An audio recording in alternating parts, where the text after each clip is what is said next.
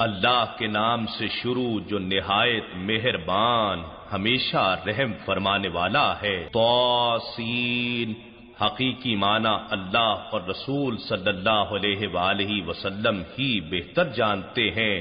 یہ قرآن اور روشن کتاب کی آیتیں ہیں جو ہدایت ہے اور ایسے ایمان والوں کے لیے خوشخبری ہے جو نماز قائم کرتے ہیں اور زکوٰۃ ادا کرتے ہیں، اور وہی ہیں جو آخرت پر بھی یقین رکھتے ہیں۔ بے شک جو لوگ آخرت پر ایمان نہیں رکھتے، ہم نے ان کے اعمال بد ان کی نگاہوں میں خوش نما کر دیے ہیں، سو وہ گمراہی میں سرگرداں رہتے ہیں۔ یہی وہ لوگ ہیں جن کے لیے برا عذاب ہے، اور یہی لوگ آخرت میں سب سے زیادہ نقصان اٹھانے والے ہیں۔ اور بے شک آپ کو یہ قرآن بڑے حکمت والے علم والے رب کی طرف سے سکھایا جا رہا ہے۔ وہ واقعہ یاد کریں جب موسیٰ علیہ السلام نے اپنی اہلیہ سے فرمایا کہ میں نے ایک آگ دیکھی ہے، یا مجھے ایک آگ میں شعلہ انس و محبت نظر آیا ہے، ان قریب میں تمہارے پاس اس میں سے کوئی خبر لاتا ہوں جس کے لیے مدت سے دشت و بیاباں میں پھر رہے ہیں، یا تمہیں بھی اس میں سے کوئی چمکتا ہوا انگارہ لا دیتا ہوں تاکہ تم بھی اس کی حرارت سے تپ اٹھو۔ پھر جب وہ اس کے پاس آ پہنچے تو آواز دی گئی کہ بابرکت ہے جو اس آگ میں اپنے حجاب نور کی تجلی فرما رہا ہے، اور وہ بھی جو اس کے آس پاس الوہی جلووں کے پرتو میں ہے، اور اللہ ہر قسم کے جسم و مثال سے پاک ہے جو سارے جہانوں کا رب ہے۔ اے موسیٰ، بے شک وہ جلوہ فرمانے والا میں ہی اللہ ہوں جو نہایت غالب حکمت والا ہے۔ اور اے موسیٰ، اپنی لاٹھی زمین پر ڈال دو۔ پھر جب موسیٰ نے لاٹھی کو زمین پر ڈالنے کے بعد اسے دیکھا کہ سانپ کی مانند تیز حرکت کر رہی ہے، تو فطری رد عمل کے طور پر پیٹھ پھیر کر بھاگے اور پیچھے مڑ کر بھی نہ دیکھا۔ ارشاد ہوا، اے موسیٰ، خوف نہ کرو، بے شک پیغمبر میرے حضور ڈرا نہیں کرتے، مگر جس نے ظلم کیا پھر برائی کے بعد اسے نیکی سے بدل دیا، تو بے شک میں بڑا بخشنے والا نہایت مہربان ہوں۔ اور تم اپنا ہاتھ اپنے گریبان کے اندر ڈالو، وہ بغیر کسی عیب کے سفید چمکدار ہو کر نکلے گا۔ یہ دونوں اللہ کی ان 9 نشانیوں میں سے ہیں، انہیں لے کر فرعون اور اس کی قوم کے پاس جاؤ، بے شک وہ نافرمان قوم ہیں۔ پھر جب ان کے پاس ہماری نشانیاں واضح اور روشن ہو کر پہنچ گئیں تو وہ کہنے لگے کہ یہ کھلا جادو ہے، اور انہوں نے ظلم اور تکبر کے طور پر ان کا سراسر انکار کر دیا، حالانکہ ان کے دل ان نشانیوں کے حق ہونے کا یقین کر چکے تھے۔ بس آپ دیکھیے کہ فساد بپا کرنے والوں کا کیسا برا انجام ہوا۔ اور بے شک ہم نے داؤد اور سلیمان علیہ السلام کو غیر معمولی علم عطا کیا، اور دونوں نے کہا کہ ساری تعریفیں اللہ ہی کے لیے ہیں جس نے ہمیں اپنے بہت سے مومن بندوں پر فضیلت بخشی ہے۔ اور سلیمان علیہ السلام داؤد علیہ السلام کے جانشین ہوئے، اور انہوں نے کہا، اے لوگو، ہمیں پرندوں کی بولی بھی سکھائی گئی ہے اور ہمیں ہر چیز عطا کی گئی ہے، بے شک یہ اللہ کا واضح فضل ہے۔ اور سلیمان علیہ السلام کے لیے ان کے لشکر جنوں اور انسانوں اور پرندوں کی تمام جنسوں میں سے جمع کیے گئے تھے، چنانچہ وہ بغرض نظم و تربیت ان کی خدمت میں روکے جاتے تھے، یہاں تک کہ جب وہ لشکر چیونٹیوں کے میدان پر پہنچے تو ایک چیونٹی کہنے لگی،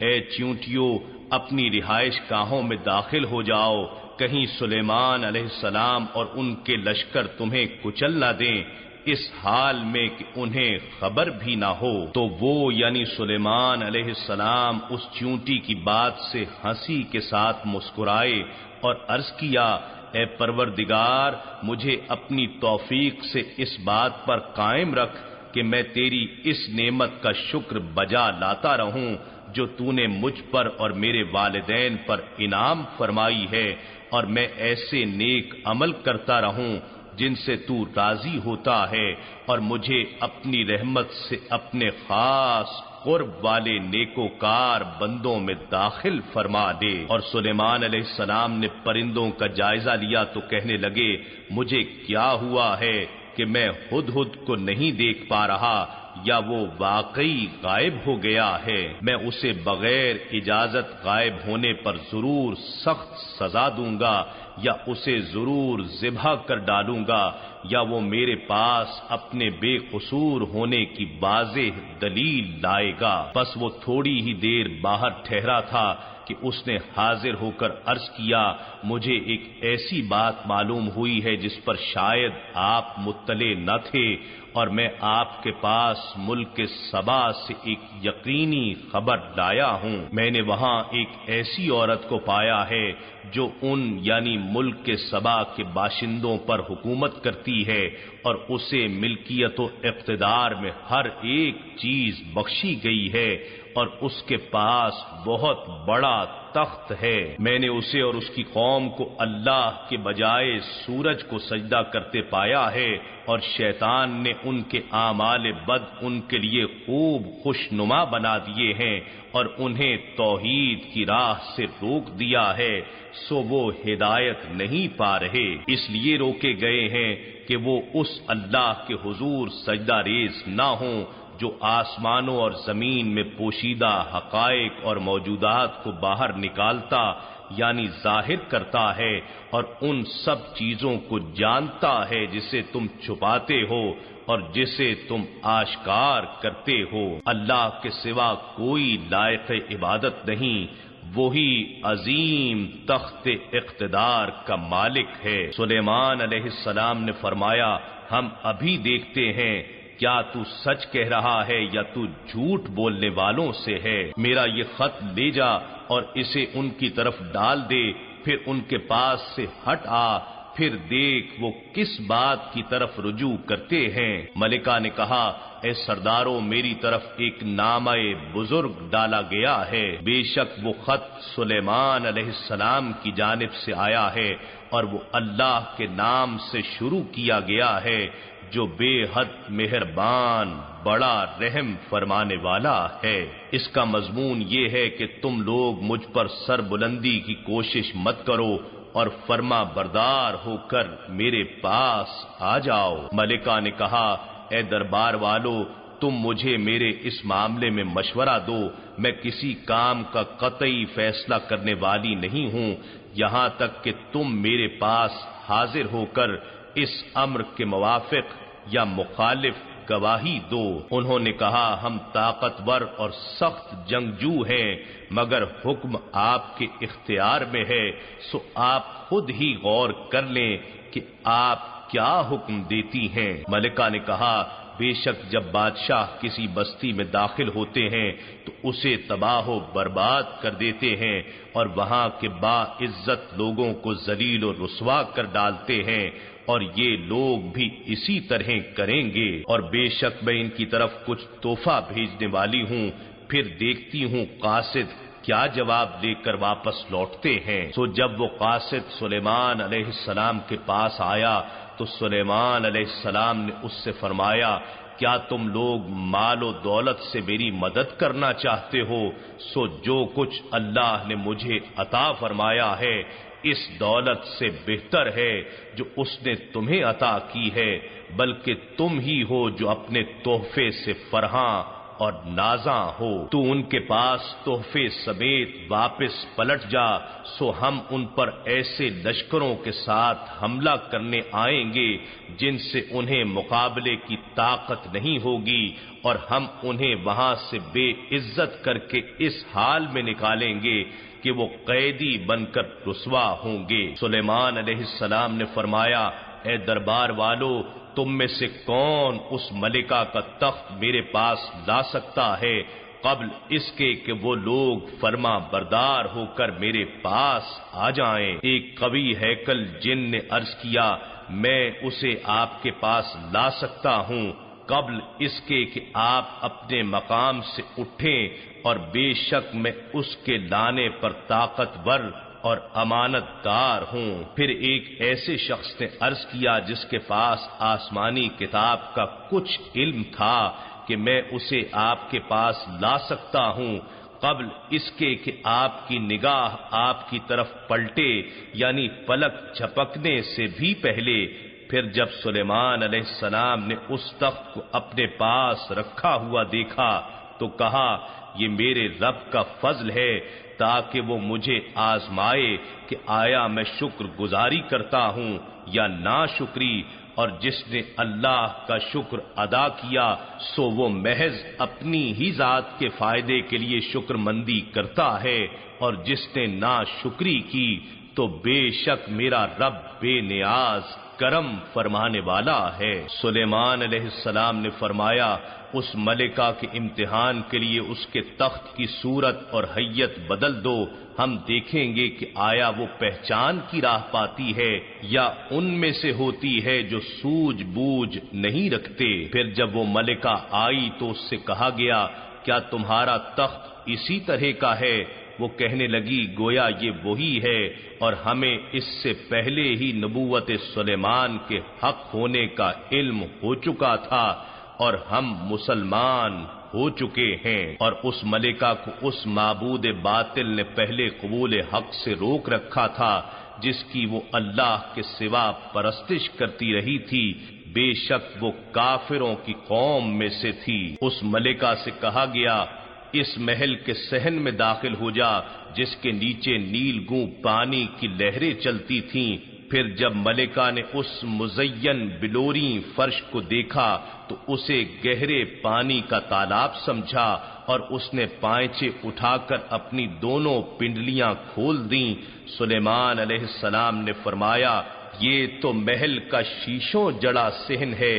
اس ملکہ نے عرض کیا اے میرے پروردگار، میں اسی طرح فریب نظر میں مبتلا تھی، بے شک میں نے اپنی جان پر ظلم کیا، اور اب میں سلیمان علیہ السلام کی معیت میں اس اللہ کی فرما بردار ہو گئی ہوں جو تمام جہانوں کا رب ہے۔ اور بے شک ہم نے قوم سمود کے پاس ان کے قومی بھائی صالح علیہ السلام کو پیغمبر بنا کر بھیجا کہ تم لوگ اللہ کی عبادت کرو، تو اس وقت وہ دو فرقے ہو گئے جو آپس میں جھگڑتے تھے۔ صالح علیہ السلام نے فرمایا اے میری قوم، تم لوگ بھلائی یعنی رحمت سے پہلے برائی یعنی عذاب میں کیوں جلدی چاہتے ہو؟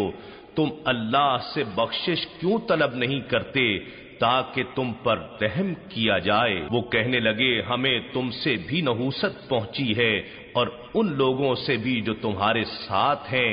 صالح علیہ السلام نے فرمایا تمہاری نحوست کا سبب اللہ کے پاس لکھا ہوا ہے، بلکہ تم لوگ فتنے میں مبتلا کیے گئے ہو۔ اور قوم سمود کے شہر میں 9 سرکردہ لیڈر جو اپنی اپنی جماعتوں کے سربراہ تھے، ملک میں فساد پھیلاتے تھے اور اصلاح نہیں کرتے تھے۔ ان سرغنوں نے کہا تم آپس میں اللہ کی قسم کھا کر عہد کرو کہ ہم ضرور رات کو صالح علیہ السلام اور اس کے گھر والوں پر قاتلانہ حملہ کریں گے، پھر ان کے وارثوں سے کہہ دیں گے کہ ہم ان کی ہلاکت کے موقع پر حاضر ہی نہ تھے اور بے شک ہم سچے ہیں۔ اور انہوں نے خفیہ سازش کی اور ہم نے بھی اس کے توڑ کے لیے خفیہ تدبیر فرمائی اور انہیں خبر بھی نہ ہوئی۔ تو آپ دیکھیے کہ ان کی مکارانہ سازش کا انجام کیسا ہوا۔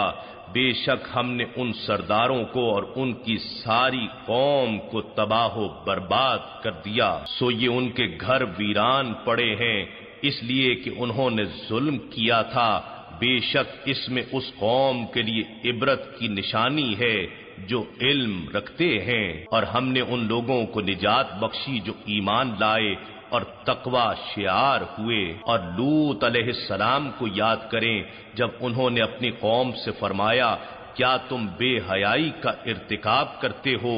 حالانکہ تم دیکھتے بھی ہو۔ کیا تم اپنی نفسانی خواہش پوری کرنے کے لیے عورتوں کو چھوڑ کر مردوں کے پاس جاتے ہو؟ بلکہ تم جاہل لوگ ہو۔ تو ان کی قوم کا جواب اس کے سوا کچھ نہ تھا کہ وہ کہنے لگے تم لوط کے گھر والوں کو اپنی بستی سے نکال دو، یہ بڑے پاک باز بنتے ہیں۔ بس ہم نے لوط علیہ السلام کو اور ان کے گھر والوں کو نجات بخشی، سوائے ان کی بیوی کے کہ ہم نے اسے عذاب کے لیے پیچھے رہ جانے والوں میں سے مقرر کر لیا تھا، اور ہم نے ان پر خوب پتھروں کی بارش برسائی، سو ان ڈرائے گئے لوگوں پر پتھروں کی بارش نہایت ہی بری تھی۔ فرما دیجئے کہ تمام تعریفیں اللہ ہی کے لیے ہیں، اور اس کے منتخب برگزیدہ بندوں پر سلامتی ہو۔ کیا اللہ ہی بہتر ہے یا وہ معبودان باطلہ جنہیں یہ لوگ اس کا شریک ٹھہراتے ہیں؟ بلکہ وہ کون ہے جس نے آسمانوں اور زمین کو پیدا فرمایا اور تمہارے لیے آسمانی فضا سے پانی اتارا، پھر ہم نے اس پانی سے تازہ اور خوشنما باغات اگائے۔ تمہارے لیے ممکن نہ تھا کہ تم ان باغات کے درخت اگا سکتے۔ کیا اللہ کے ساتھ کوئی اور بھی معبود ہے؟ بلکہ یہ وہ لوگ ہیں جو راہ حق سے پرے ہٹ رہے ہیں۔ بلکہ وہ کون ہے جس نے زمین کو قرار گاہ بنایا اور اس کے درمیان نہریں بنائیں اور اس کے لیے بھاری پہاڑ بنائے اور کھاری اور شیریں دو سمندروں کے درمیان آڑ بنائی؟ کیا اللہ کے ساتھ کوئی اور بھی معبود ہے؟ بلکہ ان کفار میں سے اکثر لوگ بے علم ہیں۔ بلکہ وہ کون ہے جو بے قرار شخص کی دعا قبول فرماتا ہے جب وہ اسے پکارے اور تکلیف دور فرماتا ہے، اور تمہیں زمین میں پہلے لوگوں کا وارث و جانشین بناتا ہے؟ کیا اللہ کے ساتھ کوئی اور بھی معبود ہے؟ تم لوگ بہت ہی کم نصیحت قبول کرتے ہو۔ بلکہ وہ کون ہے جو تمہیں خشک و تر یعنی زمین اور سمندر کی تاریکیوں میں راستہ دکھاتا ہے، اور جو ہواؤں کو اپنی باران رحمت سے پہلے خوشخبری بنا کر بھیجتا ہے؟ کیا اللہ کے ساتھ کوئی اور بھی معبود ہے؟ اللہ ان معبودان باطلہ سے برتر ہے جنہیں وہ شریک ٹھہراتے ہیں۔ بلکہ وہ کون ہے جو مخلوق کو پہلی بار پیدا فرماتا ہے، پھر اسی عمل تخلیق کو دہرائے گا، اور جو تمہیں آسمان و زمین سے رزق عطا فرماتا ہے؟ کیا اللہ کے ساتھ کوئی اور بھی معبود ہے؟ فرما دیجئے اے مشرکو اپنی دلیل پیش کرو اگر تم سچے ہو۔ فرما دیجئے کہ جو لوگ آسمانوں اور زمین میں ہیں از خود غیب کا علم نہیں رکھتے سوائے اللہ کے، وہ عالم بالذات ہے، اور نہ ہی وہ یہ خبر رکھتے ہیں کہ وہ دوبارہ زندہ کر کے کب اٹھائے جائیں گے، بلکہ آخرت کے بارے میں ان کا علم اپنی انتہا کو پہنچ کر منقطع ہو گیا، مگر وہ اس سے متعلق محض شک میں ہی مبتلا ہیں، بلکہ وہ اس کے علم قطعی سے اندھے ہیں۔ اور کافر لوگ کہتے ہیں کیا جب ہم اور ہمارے باپ دادا مر کر مٹی ہو جائیں گے تو کیا ہم پھر زندہ کر کے قبروں میں سے نکالے جائیں گے؟ در حقیقت اس کا وعدہ ہم سے بھی کیا گیا اور اس سے پہلے ہمارے باپ دادا سے بھی، یہ اگلے لوگوں کے من گھڑت افسانوں کے سوا کچھ نہیں۔ فرما دیجئے تم زمین میں سیر و سیاحت کرو، پھر دیکھو مجرموں کا انجام کیسا ہوا، اور اے حبیب مکرم آپ ان کی باتوں پر غم زدہ نہ ہوا کریں، اور نہ اس مکر و فریب کے باعث جو وہ کر رہے ہیں تنگ دلی میں مبتلا ہوں، اور وہ کہتے ہیں کہ اگر تم سچے ہو تو بتاؤ یہ عذاب آخرت کا وعدہ کب پورا ہوگا؟ فرما دیجئے کچھ بعید نہیں کہ اس عذاب کا کچھ حصہ تمہارے نزدیک ہی آ پہنچا ہو جسے تم بہت جلد طلب کر رہے ہو، اور بے شک آپ کا رب لوگوں پر فضل فرمانے والا ہے، لیکن ان میں سے اکثر لوگ شکر نہیں کرتے، اور بے شک آپ کا رب ان باتوں کو ضرور جانتا ہے جو ان کے سینے اندر چھپائے ہوئے ہیں، اور ان باتوں کو بھی جو یہ آشکار کرتے ہیں، اور آسمان اور زمین میں کوئی بھی پوشیدہ چیز نہیں ہے مگر وہ روشن کتاب لوح محفوظ میں درج ہے۔ بے شک یہ قرآن بنی اسرائیل کے سامنے وہ بیشتر چیزیں بیان کرتا ہے جن میں وہ اختلاف کرتے ہیں، اور بے شک یہ ہدایت ہے اور مومنوں کے لیے رحمت ہے۔ اور بے شک آپ کا رب ان مومنوں اور کافروں کے درمیان اپنے حکم عدل سے فیصلہ فرمائے گا، اور وہ غالب ہے، بہت جاننے والا ہے۔ بس آپ اللہ پر بھروسہ کریں، بے شک آپ صریح حق پر قائم اور فائز ہیں۔ بے شک آپ نہ تو حیات ایمانی سے محروم مردوں کو حق کی بات سنا سکتے ہیں، اور نہ ہی ایسے بہروں کو ہدایت کی پکار سنا سکتے ہیں جبکہ وہ غلبہ کفر کے باعث ہدایت سے پیٹ پھیر کر قبول حق سے روگرداں ہو رہے ہوں، اور نہ ہی آپ دل کے اندھوں کو ان کی گمراہی سے بچا کر ہدایت دینے والے ہیں۔ آپ تو فی الحقیقت انہی کو سناتے ہیں جو آپ کی دعوت قبول کر کے ہماری آیتوں پر ایمان لے آتے ہیں، سو وہی لوگ مسلمان ہیں اور وہی زندہ کہلانے کے حقدار ہیں۔ اور جب ان پر عذاب کا فرمان پورا ہونے کا وقت آ جائے گا تو ہم ان کے لیے زمین سے ایک جانور نکالیں گے جو ان سے گفتگو کرے گا، کیونکہ لوگ ہماری نشانیوں پر یقین نہیں کرتے تھے۔ اور جس دن ہم ہر امت میں سے ان لوگوں کا ایک ایک گروہ جمع کریں گے جو ہماری آیتوں کو جھٹلاتے تھے، سو وہ اکٹھا چلنے کے لیے آگے کی طرف سے روکے جائیں گے، یہاں تک کہ جب وہ سب مقام حساب پر آ پہنچیں گے تو ارشاد ہوگا، کیا تم بغیر غور و فکر کے میری آیتوں کو جھٹلاتے تھے، حالانکہ تم اپنے ناقص علم سے انہیں کاملاً جان بھی نہیں سکے تھے؟ یا تم خود ہی بتاؤ اس کے علاوہ اور کیا سبب تھا جو تم حق کی تکذیب کیا کرتے تھے؟ اور ان پر ہمارا وعدہ پورا ہو چکا اس وجہ سے کہ وہ ظلم کرتے رہے، سو وہ جواب میں کچھ بول نہ سکیں گے۔ کیا انہوں نے نہیں دیکھا کہ ہم نے رات بنائی تاکہ وہ اس میں آرام کر سکیں، اور دن کو امور حیات کی نگرانی کے لیے روشن یعنی اشیاء کو دکھانے اور سجھانے والا بنایا؟ بے شک اس میں ان لوگوں کے لیے نشانیاں ہیں جو ایمان رکھتے ہیں۔ اور جس دن سور پھونکا جائے گا تو وہ سب لوگ گھبرا جائیں گے جو آسمانوں میں ہیں اور جو زمین میں ہیں، مگر جنہیں اللہ چاہے گا نہیں گھبرائیں گے، اور سب اس کی بارگاہ میں عاجزی کرتے ہوئے حاضر ہوں گے۔ اور اے انسان، تو پہاڑوں کو دیکھے گا تو خیال کرے گا کہ جمے ہوئے ہیں، حالانکہ وہ بادل کے اڑنے کی طرح اڑ رہے ہوں گے۔ یہ اللہ کی کاریگری ہے جس نے ہر چیز کو حکمت و تدبیر کے ساتھ مضبوط و مستحکم بنا رکھا ہے۔ بے شک وہ ان سب کاموں سے خبردار ہے جو تم کرتے ہو۔ جو شخص اس دن نیکی لے کر آئے گا اس کے لیے اس سے بہتر جزا ہوگی، اور وہ لوگ اس دن گھبراہٹ سے محفوظ و مامون ہوں گے۔ اور جو شخص برائی لے کر آئے گا تو ان کے منہ دوزخ کی آگ میں اوندھے ڈالے جائیں گے، بس تمہیں وہی بدلہ دیا جائے گا جو تم کیا کرتے تھے۔ آپ ان سے فرما دیجئے کہ مجھے تو یہی حکم دیا گیا ہے کہ اس شہر مکہ کے رب کی عبادت کروں جس نے اسے عزت و حرمت والا بنایا ہے اور ہر چیز اسی کی ملک ہے، اور مجھے یہ حکم بھی دیا گیا ہے کہ میں اللہ کے فرما برداروں میں رہوں، نیز یہ کہ میں قرآن پڑھ کر سناتا رہوں۔